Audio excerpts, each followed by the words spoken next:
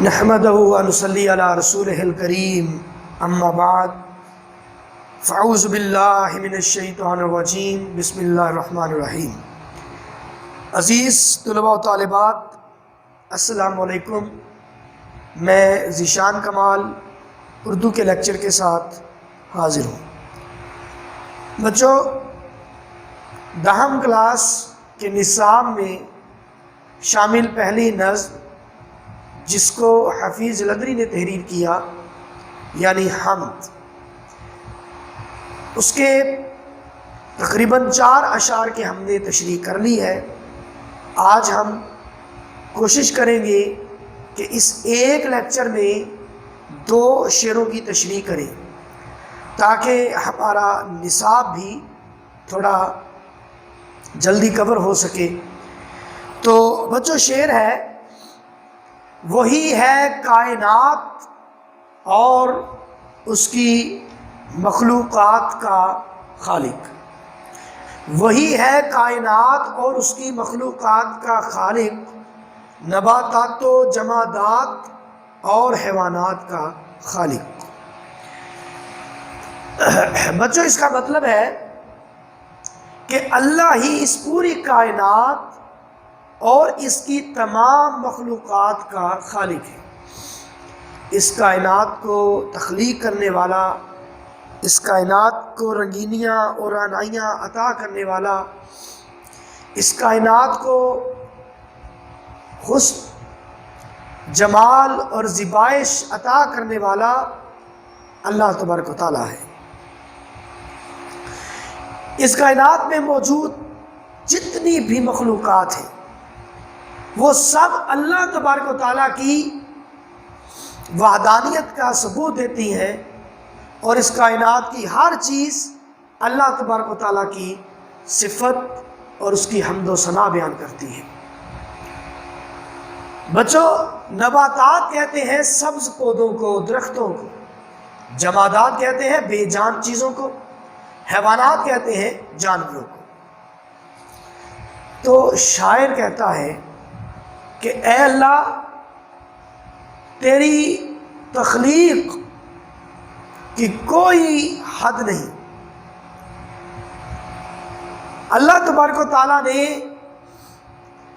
زمین و آسمان کو 7 دنوں میں تخلیق کیا، اور تخلیق کے بارے میں، اس کی قوت تخلیق کے بارے میں وہ خود فرماتا ہے کہ جب اللہ وہ ہے، اللہ کی شان یہ ہے کہ جب وہ کسی چیز کو بنانے کا ارادہ کرتا ہے تو کن کہتا ہے اور وہ چیز ہو جاتی ہے۔ اب اس کائنات میں اگر دیکھیں کتنی مخلوقات ہیں، کتنی تعداد میں، کتنی اقسام میں،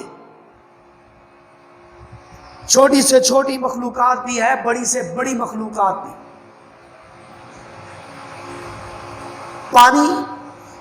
پانیوں میں تیرنے والے جانور، پانی کی سطح پہ تیرنے والے جانور، پانی کے اندر رہنے والے جانور، پانی کی سطح میں رہنے والے، پانی کی گہرائی میں رہنے والے، پھر پودے ہیں پانی میں، کتنی قسم کے پودے ہیں، اور اسی طرح صحرا بنائے اور صحرا میں رہنے والے پودے اور جانوروں کو تخلیق کیا۔ میدان بنائے، میدان میں رہنے والے پودوں اور جانوروں کو تخلیق کیا۔ پہاڑ بنائے، پہاڑوں پر رہنے والے پودوں جانوروں کو تخلیق کیا۔ اللہ تبارک و تعالیٰ نے بڑی سے بڑی مخلوق کو بھی پیدا کیا۔ اگر دیکھیں کہ ایسے بڑے بڑے درخت جن کی شاخیں آسمان، جن کی شاخیں بادلوں سے چھو رہی ہیں، اور ان کی درختوں کی انگلیاں بادلوں کی روئی کو گدگدا رہی ہیں۔ کتنے بڑے سے بڑے جانور بھی ہیں، طاقتور جانور، اور پھر کمزور، چھوٹے، ناتواں، حتیٰ کہ کیڑے جیسے حشرات، پتھر میں رہنے والے جانور، کیڑے، درختوں پہ رہنے والے جانور، پاؤں پہ چلنے والے جانور، رینگنے والے جانور، کیسی کیسی مخلوقات پیدا کی. چھوٹے سے چھوٹے جاندار بھی اللہ تبارک و تعالیٰ نے بنائے، جنہیں ہم اپنی ظاہری آنکھ سے، برہنہ آنکھ سے، یعنی نیکڈ آئی، ہم اپنی برہنہ آنکھ سے انہیں دیکھ بھی نہیں سکتے. ان کو دیکھنے کے لیے خوردبین کا استعمال کرنا پڑتا ہے، جیسے یہ بیکٹیریا، وائرس اور ایسے چھوٹے چھوٹے جو جراثیم ہیں. تو یہ تمام مخلوقات اپنی اپنی فطرت اور سرشت کے مطابق زندگی گزار رہی ہے. اسی طرح پودے ہیں، کئی کانٹے دار ہیں، کسی کو پھول لگتے ہیں، اور ایسے پودے جن کے ساتھ کانٹے بھی ہیں اور پھول بھی ہیں. کسی کا پھل کڑوا ہے، کسی کا پھل میٹھا ہے، کسی کا ذائقہ، کسی درخت پہ لگنے والے پھلوں کا ذائقہ ترش ہے.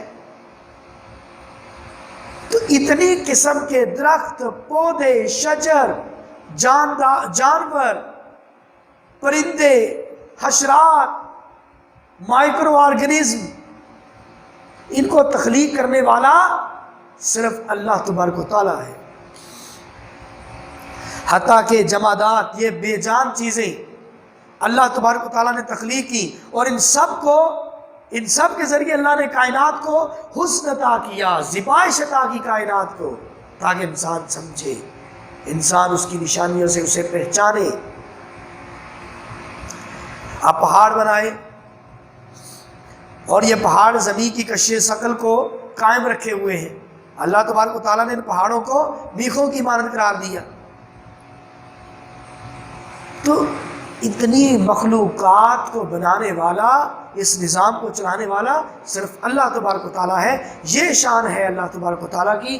تو اس شعر میں شاعر نے یہی شان اللہ تبارک و تعالیٰ کی بیان کی ہے کہ اللہ ہی اس کائنات اور اس کی مخلوقات کا خالق ہے. اس کائنات کو اور اس کائنات میں موجود تمام مخلوقات کو بنانے والا، اس کائنات کو رنگینی اور رعنائی عطا کرنے والا اللہ تبارک و تعالیٰ ہے. اس شعر میں صنعت تضاد کا استعمال ہوا. تضاد کیسے؟ نباتات، حیوانات دونوں ایک دوسرے کے متضاد ہیں. اب اس میں شعر دیکھو، کیا جماداتو نباتات، کیا جماداتو نباتاتو، چرند اور پرند ایک ہیں سب کے ترانے، تو خدا ہے سب کا. اور شعر ہے، سبھی کچھ خدا کا بنایا ہوا ہے، یہ گلشن اسی کا سجایا ہوا ہے. تو بیٹا چھٹا شعر آپ دیکھتے ہیں، وہی خالق ہے دل کا اور دل کے نیک ارادوں کا، وہی مالک ہمارا اور ہمارے باپ دادوں کا. وہی خالق ہے دل کا. بیٹا ہمارے جسم میں جتنے بھی اعضاء ہیں، ان سب میں دل ایک مرکزی عضو ہے جو ہمارے پورے جسم کی سرگرمیوں کو کنٹرول کرتا ہے. آپ دیکھیں، خالق کا مطلب بنانے والا، نیک ارادے مطلب نیک خواہشات. شاعر کیا کہنا چاہتا ہے کہ اللہ تعالیٰ ہمارے دلوں کے حال خوب جانتا ہے، اور وہی ہمارا اور ہمارے آباء و اجداد کا مالک ہے. تو اللہ تبارک و تعالیٰ نے یہ دل، بڑی ایک خوبصورت چیز ہے یہ دل جو اللہ نے تخلیق کیا. اور دل کی اہمیت کس میں ہے کہ یہ ہر وقت اللہ کو یاد کرے، کیونکہ کیا فرق داغ و گل میں، کیا فرق داغ و گل میں کہ جس گل میں بو نہ ہو، کس کام کا وہ دل ہے کہ جس دل میں تو نہ ہو. کہ کیا فرق داغ و گل میں کہ جس گل میں بو نہ ہو، کس کام کا وہ دل ہے کہ جس دل میں تو نہ ہو. اللہ تبارک و تعالیٰ کی یاد دل میں نہ ہو تو وہ دل اندھیر نگری ہے، سیاہ خانہ ہے، ظلمت قدا ہے. لیکن اللہ تبارک و تعالیٰ کی محبت، اس کی یاد سے یہ دل روشن ہو جاتا ہے، یہ دل آئینہ خانہ بن جاتا ہے. چاروں طرف سے صورت جانا ہو جلوہ گر، چاروں طرف سے صورت جانا ہو جلوہ گر، دل صاف ہو تیرا تو ہے آئینہ خانہ کیا۔ تو دل کو تخلیق کرنے والا اللہ تبارک و تعالیٰ ہے، اور اس دل کی اہمیت کیا ہے کہ اس میں فقط اللہ کی یاد ہو، اور اللہ ہمارے دل کے ارادوں سے، ہماری خواہشات، ہمارے جذبات، ہمارے احساسات سے واقف ہے۔ ہم جو سوچتے ہیں، دل میں جو جذبہ رکھتے ہیں، اللہ ہمارے ان جذبوں سے بھی واقف ہے، ہمارے ارادوں سے واقف ہے۔ اور جیسے اللہ تعالیٰ قرآن میں فرماتا ہے، اور اللہ دلوں کے بھید خوب جانتا ہے، کہ ہم جو خیال بھی اپنے دل میں لاتے ہیں، کسی کے متعلق کیا سوچتے ہیں، ہمارے دل میں کسی کے لیے محبت ہے، ہمارے دل میں کسی کے لیے نفرت ہے، ہم کسی پر خوش ہیں، ہم کسی سے ناراض ہیں، ہمارے دل کے جذبات سے، ہماری خواہشات سے، ہماری آرزوؤں سے، ہمارے ارادوں سے اگر واقف ہے، یعنی ہمارا صحیح معنی میں جو رازدان ہے وہ صرف اللہ تبارک و تعالیٰ ہے، جو ہمیں خوب جانتا ہے۔ تو بچوں، دوسرے مصرے میں کہا وہی مالک ہمارا، ہمارے باپ دادوں کا،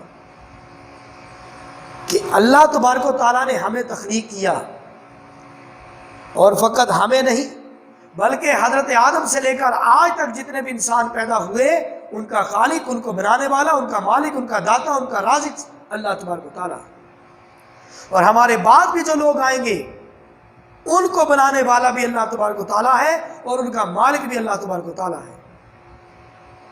تو بچوں، یہ اللہ تبارک و تعالیٰ کی صفت ہے کہ وہ دلوں تک رسائی رکھتا ہے۔ اللہ قرآن مجید میں فرماتا ہے، نحن اقرب الیہ من حبل الورید، نحن اقرب، ہم قریب ہیں ان کی طرف، ان کی شاہ رگ سے بھی ہم نزدیک ہیں، ان کی طرف، ان کی شاہ رگ سے بھی۔ تو اللہ اتنا قریب ہے، وہ ہمارے دلوں کے درمیان حائل ہو جاتا ہے، تو اس سے کوئی چیز پوشیدہ نہیں رہ سکتی۔ اور دوسرے مصرے میں شاعر نے اعتراف کیا کہ ہمیں بنانے والا، ہمارے آباء و اجداد کا مالک، ہمارا خالق اللہ تبارک و تعالیٰ ہے، اور ہمارے بعد پیدا ہونے والے لوگوں کا مالک اور خالق بھی اللہ تبارک و تعالیٰ ہے۔ جیسے شاعر نے کہا، نظر بھی رکھے، یہ ایک مصرع ہے، نظر بھی رکھے سماعتیں بھی، وہ جان لیتا ہے نیتیں بھی۔ اور امیر بینائی کا شعر ہے، محرم راز تو بہت ہے امیر، جس کو کہتے ہیں رازداں تو ہے، کہ اللہ اصل رازدان ہے، کیونکہ کوئی رازدان ہمارا اس وقت بنے گا جب ہم اس سے اپنے دل کی بات کہیں گے، لیکن اللہ وہ رازدان ہے کہ ہم کچھ کہیں یا نہ کہیں، ہمارے دل میں ایک بات پیدا ہوئی، اللہ اس سے واقف ہے۔ تو بچوں، ان دونوں شعروں کو تیار کر لیں، پڑھ لیں۔ اگلے لیکچر کے ساتھ حاضر ہوں گا، جب تک کے لیے اجازت چاہتا ہوں۔ اللہ حافظ، خدا حافظ۔